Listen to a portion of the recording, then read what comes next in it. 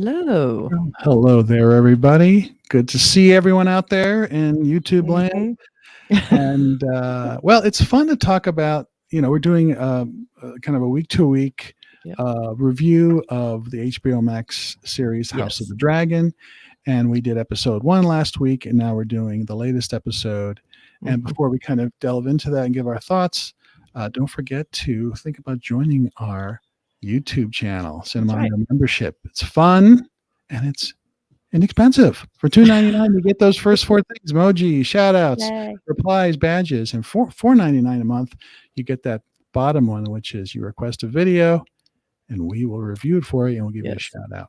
Exactly. And you get a membership to our exclusive Slack channel. It's Yes. just starting up. You can be an OG. There's still time. Yes. Anyway. Cool. Okay. So, Game of Thrones.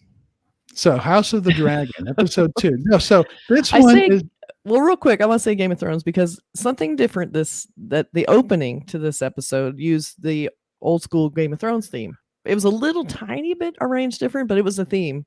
Whereas the first episode, we did not have that. We had the badge and like just some music hints with a slight hint of it. Now we went full Game of Thrones. Right. Well, I think usually with pilot episodes they don't put the credit sequence in because if the show isn't bought or something, that it's like I know that happened in Severance. That really great opening sequence is not in the first episode. It just says Severance. Yes, but this was House of the Dragon. It was already bought, so I'm just saying. But it's kind of interesting why the first episode would not have that unless. Well, I kind of wish it had stayed that way. I mean, I loved the credits. I thought they were beautiful. I thought it was a really cool evolution of the Game of Thrones, where it was more about the blood, because that's sort of what this is about. Right.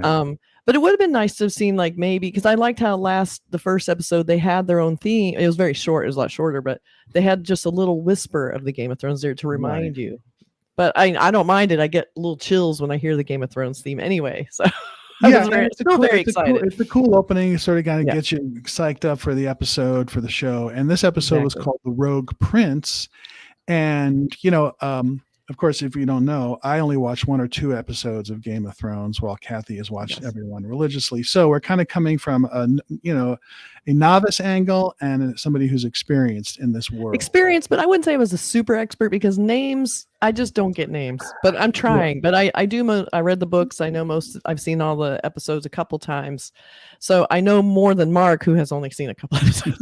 Well, even if you don't know the names, you know the characters. It's like the names are tough. I mean, they're not. It's not Fred and Sam. They're just spelled weird. Yeah. Vicky. Yeah. So I think it's interesting. This episode was called the Rogue Prince because you didn't really see the Rogue Prince. Just a little bit, but he was always kind of haunting the periphery because the whole point of this is the successor. This is basically succession right now. So yes, it is. They have to know who's going to be successor. Well, he named his daughter Rhaenyra's successor, Viserys. That he's a nice guy. He goes, I'm going to give it to my daughter. Right. And also he had no one else. Anyway, but so he gave it to her, but you just have it in the back of your mind because women are not treated well in Westeros in general. So that's not going to last. Well, there's that great conversation between her and the queen that never was. Yes. And she said, listen, you can pretend all you want, but that will never happen. You will this never is the get order on of the things. Yeah. This is what women do. And granted, the misogynistic angle of Game of Thrones has always been there. I mean, in the first Game of Thrones, women were treated, it was almost uncomfortable how badly women were treated in the first Game of Thrones, but then that ultimately led to the uprising, and then they totally screwed it up by punishing a woman for actually rising up. But they did have a lot of great strong women in Game of Thrones that eventually became leaders and knights, and but they ultimately were super corrupt and terrible. But I'm hoping we'll have with Rhaenyra. I keep hoping this will be the balm to what they did to Dany in Game of Thrones. Like she is Dany to me. And I'm hoping it'll end better for her. She's very feisty, Right. And I hope that she really sort of, proves herself and is a worthy, queen, that kind of thing. But of course, there's so many, different, the man, everybody has their reasons for her not getting on the throne, and they want Damon there because blah, blah, blah. Yeah. So that is what the episode is about. There was some cool there was one great scene, kind of a dragon standoff, that was really fun. With a great shot of the dragon coming in under the clouds. You were over the clouds and you see just almost like a wake in the water. It's great. Beautiful shot. Beautiful shot. But the whole thing, there are a few things happen this episode. One is, we have Viserys trying to decide who he should marry. That's the big pressure from the board, his board of CEOs. Right. They basically want him to get married so there's a successor, because everyone feels super insecure without a successor in place, because if anything happened to the king, which is not looking good for the king, because he's been sitting on this throne and it's cutting him and they are not healing, and it's not good. Right. So you feel like he's not very long for this world, even though I'd be shocked if he actually died of natural causes, but you never know. Anyway, so they had meeting after meeting in this episode, and some people complained like it was so talky, but I love the talky stuff. I love the boardroom. I love people trying to maneuver. Like, I feel like this is one of those episodes that they don't have a ton of effects. They had these in Game of Thrones. You always like almost like okay, here's the talky episode, because the next episode is going to be just balls to the walls crazy. Yeah, it might be just the production question. Like, you can't keep going on this incredible CGI week after week. It's just, it's not doable. But it gets numbing, and you want to use it judiciously. Like here in this one, they have that dragon scene. Then they had the scene with the stepson. What are they called? Stepstones. Those creepy guys with the crabs, Yeah. Oh, well, he was the crab feeder. Is that what they were calling him officially? Or is he something else? I love that. That was a great scene. That was super creepy. And he looked really cool. I was in this world, I'd be one of those guys being eaten by the crabs. I would definitely be one of those nailed to one of those wood things and being chowed down on. That was a really interesting thing. I mean, a super aggressive crabs. I don't know if it's his influence or if that's just crabs in Westeros are just formidable. No, I think they sort of they get all worked up. They can deal with the crabs some way, just like they can deal with the dragons. Different families have different sort of connections with nature. That's my guess. But I guess the lesson learned in this episode is that Hightower played the Game of Thrones. He did it because he sent his daughter in there to comfort the king. Right. And sure enough, she endeared herself to him. And I feel like she was sent in to service the king, and it was another terrible thing that I know women are it was that or marry a 12-year-old. And I'll give him this. Yeah. He would have been smarter to marry the daughter, Lana, because that would have joined the houses, right? And then everybody would have been more powerful. Everybody would have loved it. But she was a child, and Viserys, even though he's still looking at young women, and they're still being pushed in. He's 50 and she's 17 or 15, probably. I don't know. He still had enough presence of mind to go, a little young, even in Westeros terms, like. Right. He had that, even though that scene is like so interesting. Like a little kid, 12-year-old was talking about, I will bear your children or whatever. I will bed you. And she's like, they're walking, and she's like this tall, and he's this tall. Yeah. It was twisted. It was creepy, but Game of Thrones always treads that line between creepy and creepier. Well, this felt very much about the women of this world, and how they fit in and how they can sort of get to positions of power or do things, while the men sort of play their war games. That's the way I felt. It was, and you can serve us wine and you can learn, but you're not going to do much more than pick the cutest knight you can find to be the head of the knights. Right. Right. Kristen, he was very he's the resident Jon Snow right now. They don't give him a lot to do except look at everyone with those big eyes, but he's maybe he'll become a bigger character as we move on. I have a feeling there's some chemistry there. There's a little love interest action going there. So hopefully when she's a little older. How old is she? I don't know. It doesn't seem to matter. Well, in real life, she's 22. Well, yeah, but still, here I think she's more like 16 or 17. Yeah. And I love, I think the leaders are really the Sea Snake. I love him because he's very no nonsense. He's definitely the one who's smartest, but he doesn't play it. He shows his hand, and instead of being sneaky about it like Hightower, he was like, I'm just going in directly. I'm going to go direct. I'm going to tell you what I want, and that's you need that. But he blew him off, and said, nah, you know what? And the big cliffhanger was, who's he going to marry, right? And he kind of had a feeling. Oh yeah. Because even though you knew that it was going to be smarter, and no matter who he asked, they all said, "Yeah, you should marry the Sea Snake's daughter." I know she's young, but give her time, Right. But the cliffhanger, everyone holding their breath was, and sure enough, he picked the wrong person. You start seeing all the pieces coming into place of all the disastrous decisions everyone makes. Well, that's what makes it interesting. It really is kind of a chess game of characters, and and there will be action that's coming. Of course, there is, but this is less. This episode specifically is about, like you talked about earlier in the last episode, about the politics of Westeros. You know, and who gains power, who loses power, where are the alliances, allegiances, that kind of stuff. So Sea Snake and Damon at the end, you can see them, that makes sense for them to sort of get together. So it's sort of forming up, and it is. It was a really quick. I mean, it was a lot of talking, but it was a super quick episode. I was like, oh my god, it's over.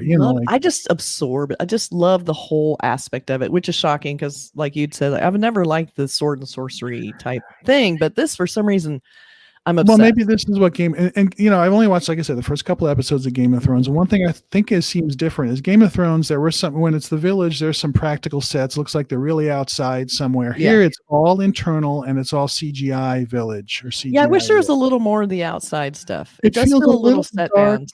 Yeah, it feels set bound. It feels a little dark and, over CGI. I know they have to build this world that way. Right. Yeah. But I would love to see some real outdoor stuff. Yeah, I want to see them go out. They sort of started to do that when and we'll talk about Matt Smith real quick, Damon Targaryen, when they went to see him at Dragonstone, and they almost did it, but then that felt CGI also. I think they originally had shot it on location, but it didn't really work, so they had to recreate it or something like that. It was very CGI. I mean, it was cool. It looked cool. It had that grand fantasy feel. But let's talk about another person who's playing the Game of Thrones. So we have Damon, who sends out that, hey, guess what, everyone? I'm getting married. Are you coming? And they're all like, what the hell? And so he, of course, had gone to Dragonstone where his first wife is, which we have not seen yet, right? Which I'm kind of dreading because he talked about how ugly she was. Yeah, no, we never saw her. So he takes they kept calling her his whore, right? And what are they saying, his whore? Another, thanks guys for the misogyny.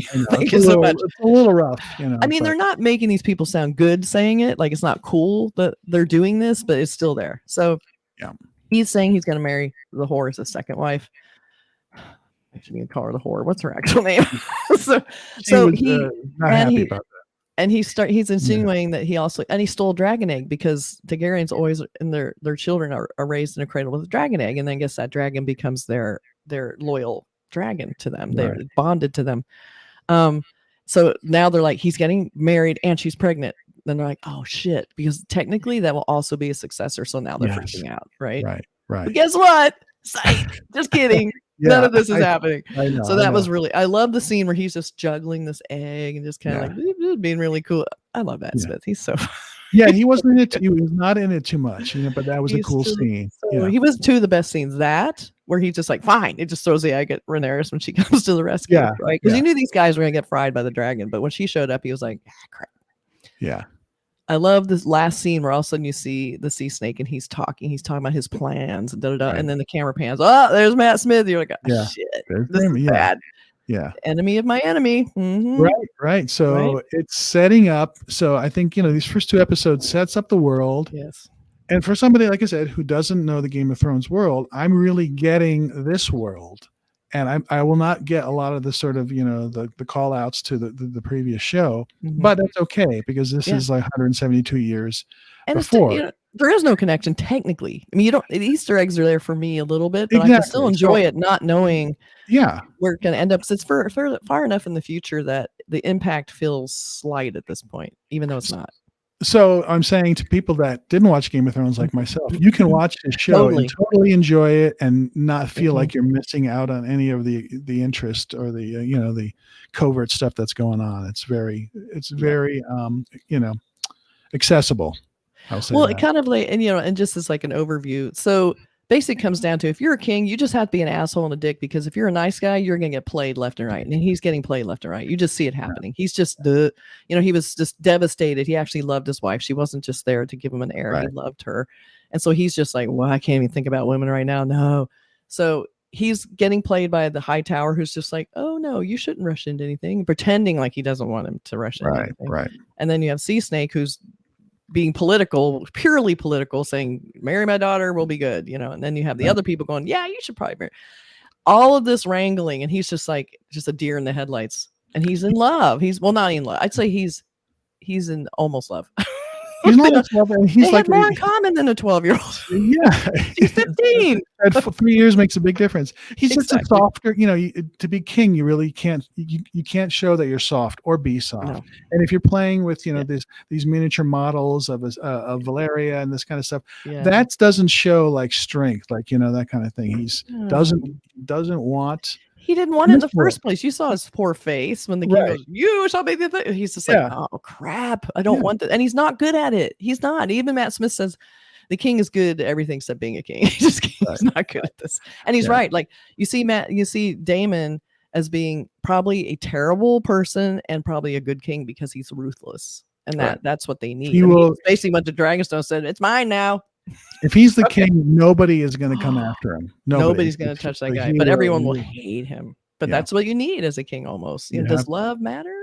I don't know. But in the meantime, I'm still hoping women do better in this. I hope. Well, who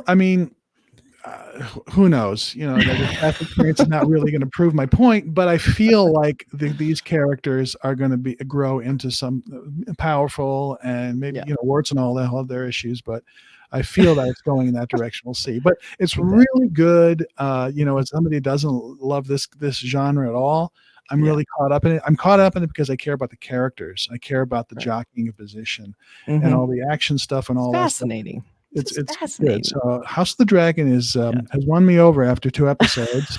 I mean, it has. I mean, I'll be honest. It might endear you to Game of Thrones, and you'll see it in order technically from beginning to end.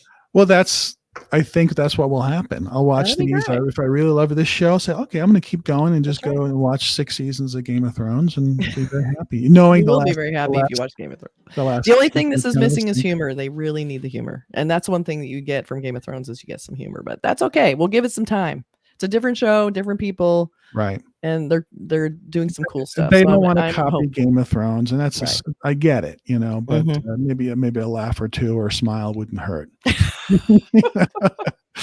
Some sunshine, just something. And also, let's just see more of the Crab King because he's pretty cool. He is. I think we will. I think we will. That last shot was like, oh. Well, we will be back next week to review the new episode that comes out this Sunday. But hopefully, you watch the last episode and watch it along with us. All right. Okay. Let us know what you think. Please do. Give us your theories in comments. Yes, do that because I'd love to read it. All right, everybody. Take care. See you next week. Bye. Bye.